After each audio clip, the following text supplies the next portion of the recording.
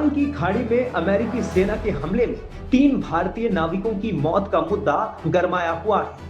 इस बीच प्रधानमंत्री नरेंद्र मोदी ने मंगलवार को G7 नेताओं की बैठक में समुद्री सुरक्षा का मुद्दा जोरदार तरीके से उठाया। उन्होंने अमेरिकी राष्ट्रपति डोनाल्ड ट्रंप समेत बाकी G7 नेताओं के सामने कहा कि सभी देशों को ये सुनिश्चित करना चाहिए कि समुद्री मार्ग सुरक्षित रहें और नाविक बिना किसी डर के अपना काम कर सकें। फ्रांस के एवियन में हो रहे G7 शिखर सम्मेलन के नई साझेदारियों का निर्माण और अंतर्राष्ट्रीय एकजुटता का पुनर्निर्माण विषय पर आयोजित सत्र को संबोधित करते हुए प्रधानमंत्री मोदी ने कहा कि हॉर्मुज स्ट्रेट में समुद्री व्यापार में रुकावटों से वैश्विक अर्थव्यवस्था को नुकसान हुआ है और कई भारतीय नागरिकों की जान भी गई है। पिछले हफ्ते ओमान के तट पर एक वाणिज्यिक जहाज पर अमेरिकी सेना के हमले में चालक दल के 3 भारतीय सदस्यों की मौत के बाद भारत में बढ़ते गुस्से के बीच पीएम मोदी ने समुद्री यात्रियों की सुरक्षा सुनिश्चित करने पर खास तौर पर जोर दिया। उन्होंने अमेरिकी राष्ट्रपति के साथ अपनी द्विपक्षीय बैठक से एक दिन पहले ये मुद्दा उठाया। पीएम मोदी ने अपने भाषण में कहा कि हम पश्चिम एशिया में शांति प्रयासों में हुई प्रगति का स्वागत करते हैं। इस संघर्ष के चलते क्षेत्र में हमारे मित्र देशों में जान माल का नुकसान हुआ है। उन्होंने आगे कहा कि स्ट्रेट ऑफ हॉर्मुज में समुद्री व्यापार में बाधाएं वैश्विक अर्थव्यवस्था को प्रभावित कर रही हैं।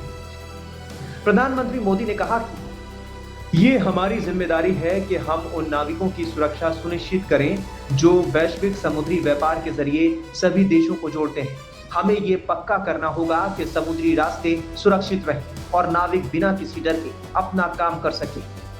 दरअसल अमेरिकी सेना ने ओमान के तट पर कमर्शियल जहाज सेंटेबेलो पर 9 जून को हमला किया था।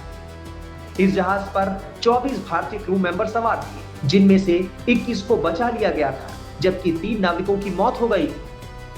अब क्योंकि हम उस वक्त दुनिया पूरी चुप्पी साध गई कि अमेरिका बड़ा ताकतवर है, अमेरिका बड़ा ये है, डोनाल्ड ट्रंप बड़ा दादा है, ठीक है, तो हम चुप रहे, नहीं तो हम पे ना चढ़ जाए। ठीक है साहब, आप चुप रहेंगे तो वो आप पे चढ़ेगा।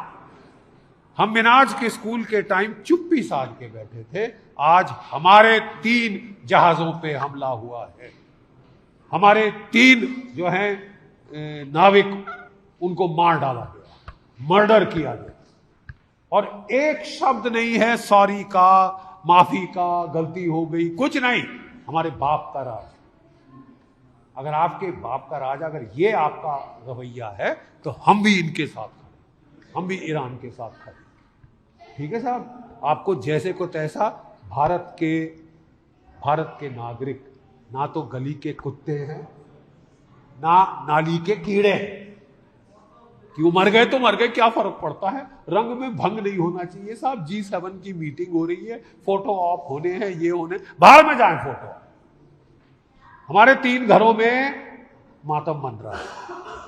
शहादत कुर्बानी क्या होती है, भाई को खोना क्या होता है, मैं जानता हूं। मेरे बड़े भाई साहब 1965 के युद्ध में शहीद हुए। सब लोग आए अफसोस करने, सारे मिनिस्टर पहुंच गए, सब लोग पहुंच गए। 3 दिन के बाद हमारे घर में अंधेरा था, दिवाली में हमारे घर में अंधेरा। साहब हमसे तो नहीं देखा सर, लोग सामने रखिए। हमसे तो बिल्कुल नहीं देखा जाता कि आप एक भी हिंदुस्तानी का कत्ल करें, खरोच निकालें। पाकिस्तान ने ये किया था, उसको संदूर में आके खमियाजा भुगतना पड़ा है। डोनाल्ड ट्रंप साहब क्या समझते हैं, वो बहुत ताकतवर हैं, बहुत बड़े दादा हैं। आपकी दादागिरी हमने ईरान के खिलाफ देख ली है, कितने दादा हो तो।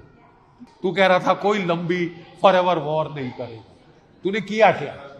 तबाही कर दी है दुनिया की इकोनॉमी, भारत की इकोनॉमी को चोट पहुंचाई है। और हमको कहा जा रहा है कि ग्रिन एंड बेयर इट, कि मुस्कुराओ, तुमको मुंह पे लात मारेंगे, नाक में से खून बहाएंगे, तुम मुस्कुराओ क्योंकि तुम हमारे दोस्त हो। अरे साहब, ऐसे दोस्त हैं तो दुश्मन भले, शत्रु बोध हो गया है हमें, आप कितने दुश्मन हैं कितने नहीं है। 3 भारतीय जानें आपने ली है, क्या एक भी चीन का जहाज को खरोच आई है? 90% ईरान का तेल कहां जा रहा है? चीन को जा रहा है। 90% ईरान का तेल चीन को जा रहा है। 80 जहाज 100 जहाज चीन के निकल गए। एक के ऊपर आपने हमला किया नहीं किया। रूस के जहाज को हाथ लगाने की हिम्मत है तुम में, अमेरिका नहीं है। तो क्या सोच के आपने भारत पे चढ़ गए कि ये कमजोर है? अबे न्यूक्लियर बॉम्ब है हमारे पास, ईरान के पास नहीं थे, उसने तुम्हारी ऐसी तैसी कर दी है, तुम्हारी बत्ती बंद हो गई है साहब, नाक से धुआं निकल रहा है, ठीक है। और भारत के ऊपर उंगल मत देना साहब, उंगल टूट जाएगी, क्योंकि यहाँ की जनता में आक्रोश है। गाजा पे विदेश नीति को लेकर सवाल उठे, जिस तरह जयशंकर ने भी जिस तरीके से बातचीत की, वैसे क्या लगता है जिस तरीके से 3 भारतीयों की मौत के बाद कहीं ना कहीं विदेश जो मंत्री है उनका कहीं ना कहीं इसमें जवाबदेही बनती है? देखिए साहब, ये किसकी जवाबदेही बनती है किसकी नहीं बनती है, हम देखना चाहते हैं अंतिम रिजल्ट क्या है। क्या ये हमले चलते रहेंगे या हम आवाज उठाएंगे? हमारी पहली आवाज, हमारी गलती में मुझे लगता है ये हुई कि हमने बड़ी धीमी आवाज उठाई कि यार अमेरिका बहुत ताकतवर है, अमेरिका से हमको ट्रेड डील करनी है। अब तुम ट्रेड डील के लिए मरे क्यों जा रहे हो यार? अगर नहीं होती ट्रेड डील अमेरिका में से तो क्या कयामत आ जाएगी? नहीं ना, क्या कयामत आ जाएगी? क्या हम यूरोप को नहीं बेच सकते, चीन को नहीं बेच सकते, रूस को नहीं बेच सकते, अफ्रीका को नहीं बेच सकते? दूसरी मार्केट ढूंढो।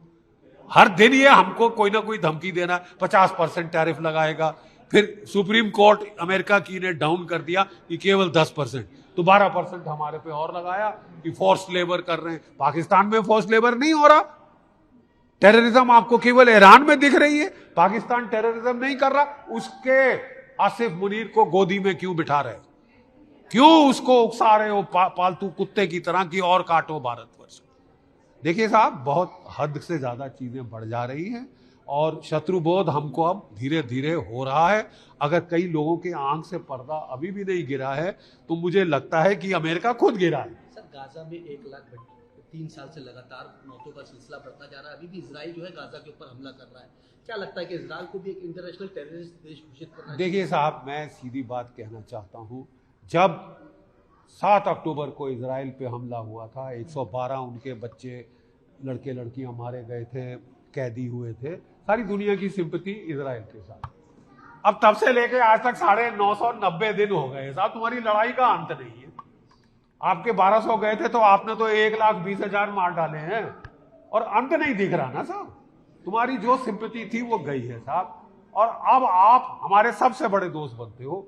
और हम लोग भी कदर लिहाज कर रहे थे, अभी तक हम लोग नहीं बोल रहे थे, क्योंकि साहब हर लड़ाई में इन्होंने हमारा साथ दिया। सीधी बात, मैं 2 टूक शब्द की मैं बात करता हूं, लेकिन साहब अब आप हमको पेट में लात मार रहे हैं। हमारी इकोनॉमी का भट्टा बिठा दिया है साहब आपने और अमेरिका ने मिलकर। अपने संबोधन में वैश्विक भू राजनीतिक परिस्थितियों पर बात करते हुए प्रधानमंत्री मोदी ने देशों के बीच भरोसे की जरूरत पर जोर दिया। उन्होंने कहा कि आज की दुनिया में सबसे अहम रणनीतिक संपत्ति ना तो खनिज है, ना तकनीक और ना ही बाजार, बल्कि आपसी भरोसा है।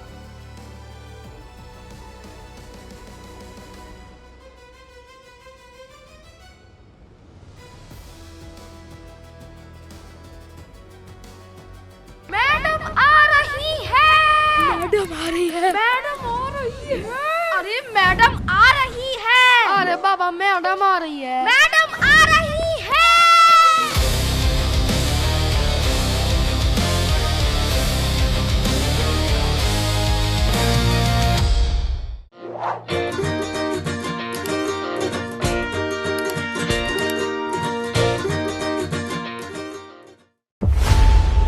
खबरों की रणभूमि में यहां शोर नहीं, सोच लड़ती है। जहां शब्द नहीं, फैक्ट्स वार करते हैं और हर सवाल खोलता है सच की नई परत।